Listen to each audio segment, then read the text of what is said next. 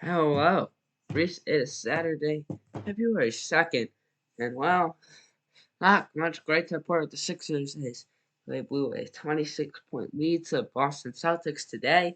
Um, there have been some league-changing moves recently, some crazy altering moves, and we just have to hop on here real quick to report them and talk about it. There's been two superstar trades in the past 24 hours. One a little bit more major than the other, but still two great trades. Um, Now the second one I think might be more even. Trade details haven't come out yet, but it feels a lot more even than the first trade. So let's talk about these trades and see what I think on both of these NBA trades.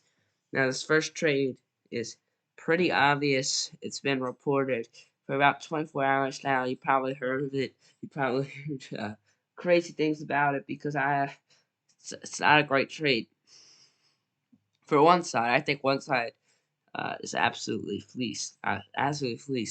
So the Los Angeles Lakers are signing Anthony Davis and like Max Christie to the Mavericks and Jalen Hood-Schifino to the Jazz. And for Anthony Davis, the Mavericks are sending Luka Doncic and Markieff Morris and a few contract guys. But it's obvious the trade is Luka for AD and then a few contract fillers to make the deal work. And this is obviously insane. It's a league altering trade. These are two superstars. Luka felt untouchable, so it was actually a really surprising trade because, while it is reported that inside the NBA, the GMs knew it was happening because it was reported that the Mavericks were shopping Luka Doncic to see his value and see what they wanted to do with him. Um, but it's still surprising that they would make a uh, trade Luka Doncic to fans and everyone else because Luka is undebatably one of the top five NBA players currently in the NBA, currently in the league. So it's just shocking to see him traded from the Mavericks after he brought them to the NBA Finals last year, just 8 months ago. Luka won the Western Conference Finals for the Dallas Mavericks. He basically won that series for them. He carried them throughout every game. He hit a game winner over Rudy Gobert. He was an amazing player and key part of that series. And for the Lakers to get him for a deal for a 32-year-old aging Anthony Davis who is injured more than half the time, it feels like it is pretty insane. Um, Speaking about the Anthony Davis part of the trade, he's a good player. He got 40 and 20 in his last game, which is insane stats. But if you think about it, for Luka Doncic, it's just not worth it. He's good, but he's not that good, and he's gonna receive backlash and hate for this. But obviously, he didn't even know about it. There's a clip of him hearing from the Lakers media because they had a game that day, and they told him, what do you think about your contributions in LA and how their time went? And he was confused, and they told him to check his phone. So, Luka Doncic, for Anthony Davis, and I feel like LeBron's got to be open about this. Yeah, you lose your friends, your buddies, but your team just got infinitely better. I know he likes Luka, but I mean, wow, the Mavericks just got fleeced. Because for the Lakers, this is securing yourself a future, right? Um, because the obviously LeBron's old, Bronny's not that great, Nets good, but for the Lakers, this is securing yourself something you can fall back on. Luka Doncic, he's 25 years old. He's clearly the future of this team. They just got themselves when Bron's gone, who's going to take over? Luka Doncic. So it's really for the Lakers. It's a great future trade and win now trade because now they have two superstars on the court at the same time, two great players on the court at the same time with LeBron James and now Luka Doncic. Now, for the Mavs, this is more of a win now trade. This is a trade to create one of the best defensive teams in the NBA with Anthony Davis and Daniel Gafford, Derek Lively. These are all great defensive centers. So, for them to create that front court of Anthony Davis, Daniel Gafford, it's it's a really good move. They have Kyrie, he can score, so they don't get that much. Like probably they won't like this won't be like a massive like win-loss type of trade, but it's just like how this team like I obviously got crushed today, but like no one played today. But it's just like a crazy like league altering trade that no one saw coming just out of right field, and yeah, it shocked me at first when I saw it. I thought it was fake at first, but then I saw the ESPN and everything. I can't believe they traded Luka. That's like where I'm still hung up with this trade because he's done so much for them just to be traded. And so that trade was super unexpected. Came out of right field, came out of nowhere.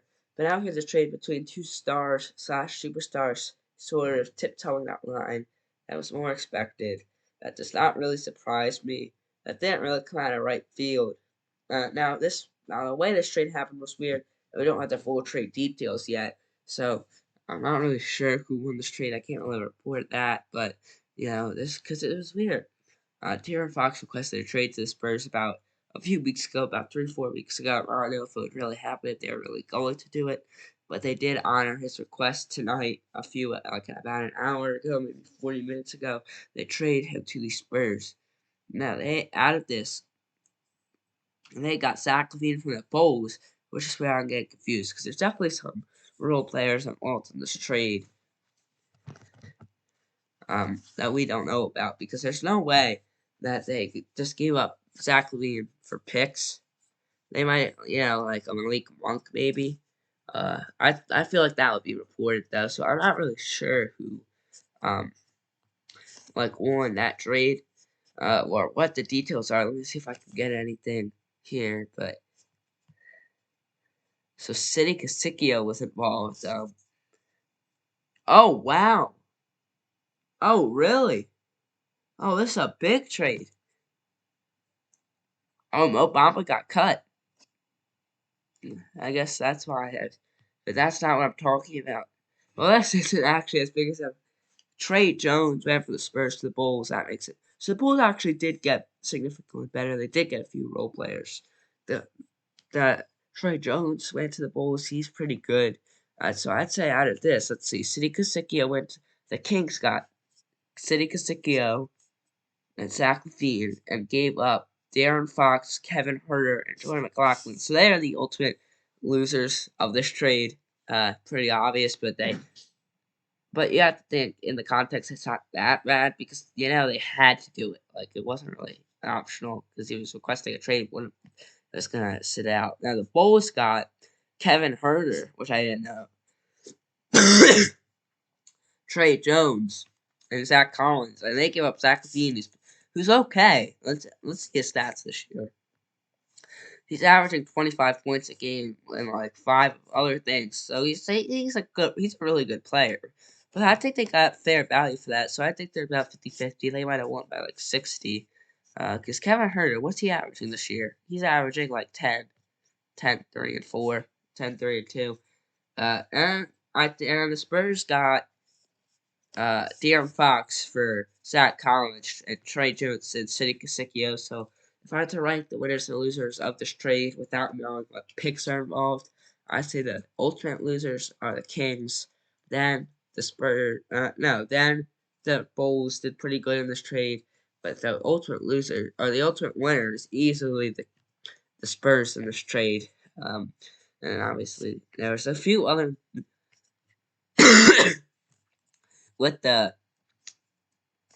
LA trade. Markieff Morris, Maxi Kleber both went over to the Lakers, and Max Christie went to the Mavs. So that's it's an interesting shift the dynamics for the NBA. And trade deadline. If this is the pre-trade deadline, which is probably the two major trades of the trade deadline, but if this is pre the trade deadline, who knows what's coming this week? Anyways, thank you for watching my take on these trades. And goodbye. Good night.